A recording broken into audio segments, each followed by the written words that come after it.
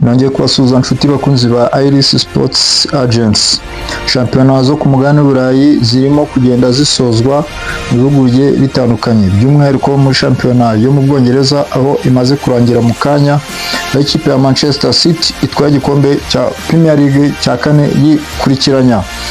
Uko imikino yagiye igenda, ikipe ya Manchester United yatsinze Bolton ibitego 2-0.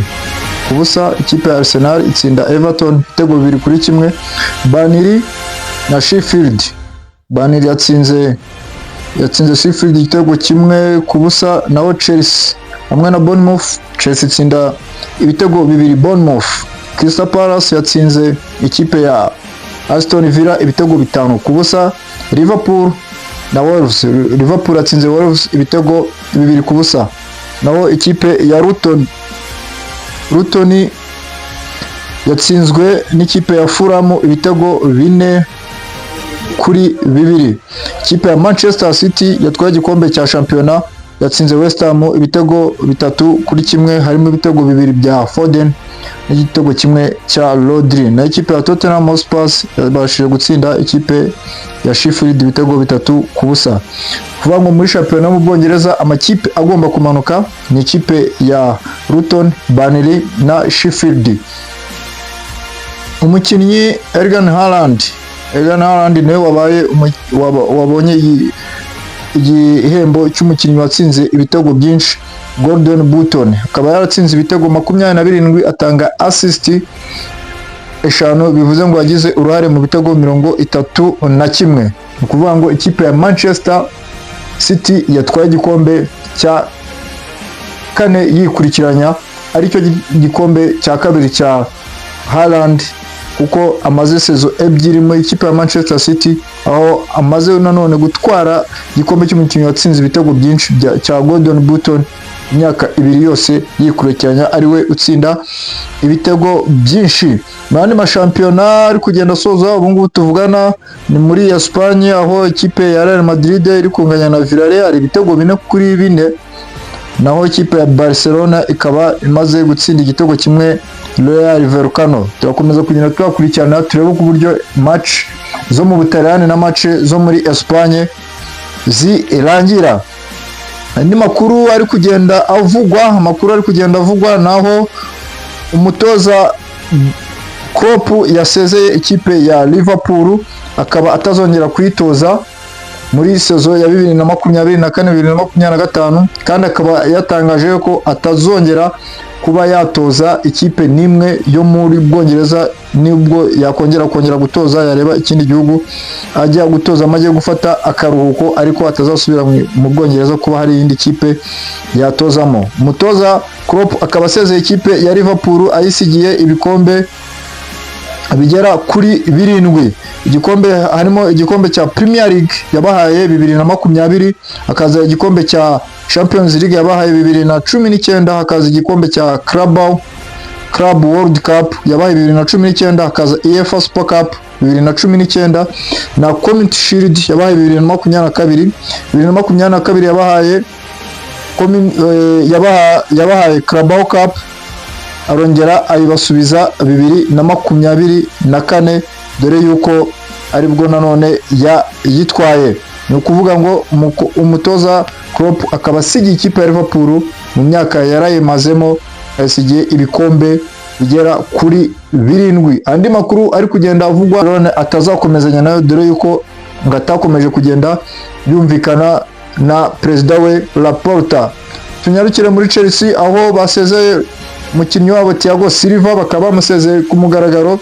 Bagize emotion nyinshi ku ijambo bamuhaye, akaba yagaragaje emotion, urukundo rwinshi akunda ikipe ya Chelsea, cyane akunda umujyi wa London. Bakaba bamusezeye yuko akaba atazakomezanya n'ikipe ya Chelsea muri season itaha, dore ko agiye kwerekeza iwabo muri Brazil. Andi makuru kugenda avugwa, tunyarukiye mu ikipe ya Bayern Leverkusen ku mutoza Xabi Alonso. Xabi Alonso akaba ariwe mutoza wa mbere ku mugabane w'Uburayi n'ikipe ya Bayern Leverkusen wujuje imikino 51 adatsindwa, by'umwihariko niyo kipe ya mbere muri shampiyona yo mu Budage Bundesliga irangije imikino 34 idatsinzwe, dore yuko batsinze imikino 28 banganya imikino 6.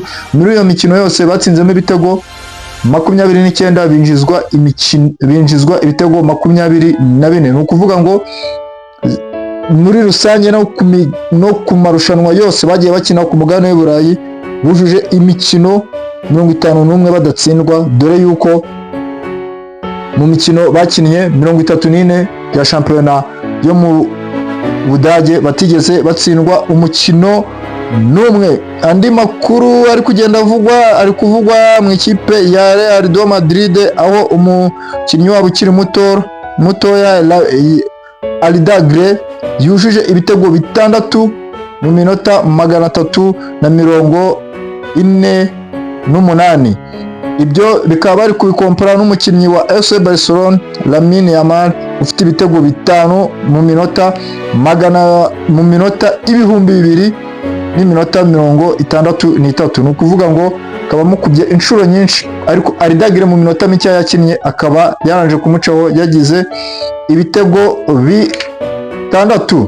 Andi makuru ari kugenda avuga mu ikipe ya Real de Madrid, bari kwishimira umusaruro w'abakinnyi babo barokrise uyu mwaka, aho Jude Bellingham abayoboye n'ibitego 23 na assist 12, agakurikirwa na Jezelu n'ibitego 17 na assist 3, Ibrahim Diaz ibitego 12 na assist 9, Frank Garcia igitego 1 na assist 6, na Arda Güler umwana muto ufite ibitego 6 nta assist afite. Ni ukuvuga ngo aba bakinnyi bose uko bagera kuri 5 binjiye muri Real Madrid iyi sezo ya 2023-2024, bakaba barayibyariye umusaruro, ari nabyo bitumye batwara igikombe cya La Liga, bakaba bari no kuri finali ya UEFA Champions League. Andi makuru yo kugenda avugwa ni ku mutoza Arteta, aho yavuze ati nta kibazo rwose, proje yacu irakomeje, ahubwo ikibazo yari wenda nicyo abakunzi bacu batabona proje yacu, ariko umugambi wacu club imeze neza,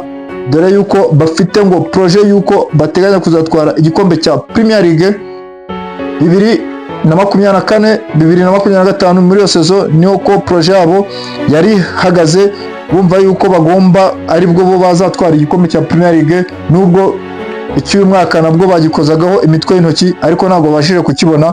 Ni ukuvuga ngo mutoza Arteta akavuga ati barakomeje proje yabo, ariko aramutse adatwaye Premier League ya 2024-2025, sinzi yuko bari abanyamerika babashara amafaranga bamwihanganira yuko bagomba ikipe ya Arsenal, dore yuko mu myaka 5 bamaze kumuha amafaranga agera kuri miliyoni 700 arokirita abakinnyi bagiye batandukanye.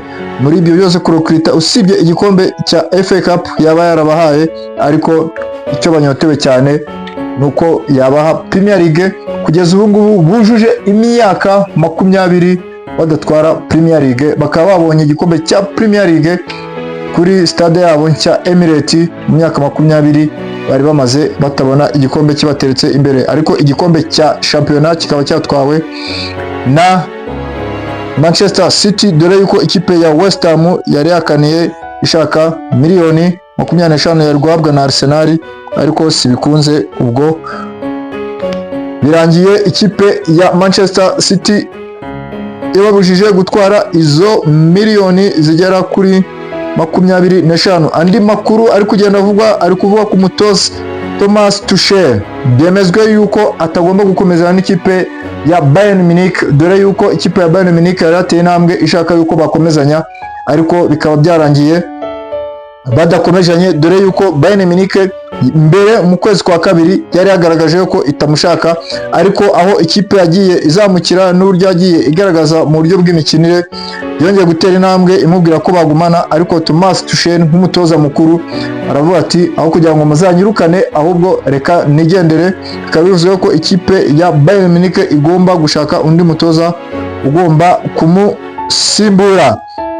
Mukomeze gukurikirana Irish Sports Agents, twagenda twakurikiranira uko amashampiyona agenda arangira, tubuse ko amashampiyona yose 5 akomeye ku mugabane w'Uburayi dukunda kugenda dukurikirana yose yamaze kubona ibikombe, banyabyo bamaze kubibona, dore yuko aho ahari hasigaye ni mu gihugu cy'Ubwongereza. cyatwawe n'ikipe ya Manchester City. Mu gihugu cy'Ubutaliyani cyatwawe na Inter de Milan. Mu gihugu cy'Ubudage cyatwawe na Bayer Leverkusen. Naho mu gihugu cy'Ubufaransa cyatwawe na Paris Saint-Germain. Naho mu gihugu cya Espagne gitwarwa na Real de Madrid. Murakoze cyane, turabakunda. Ciao ciao.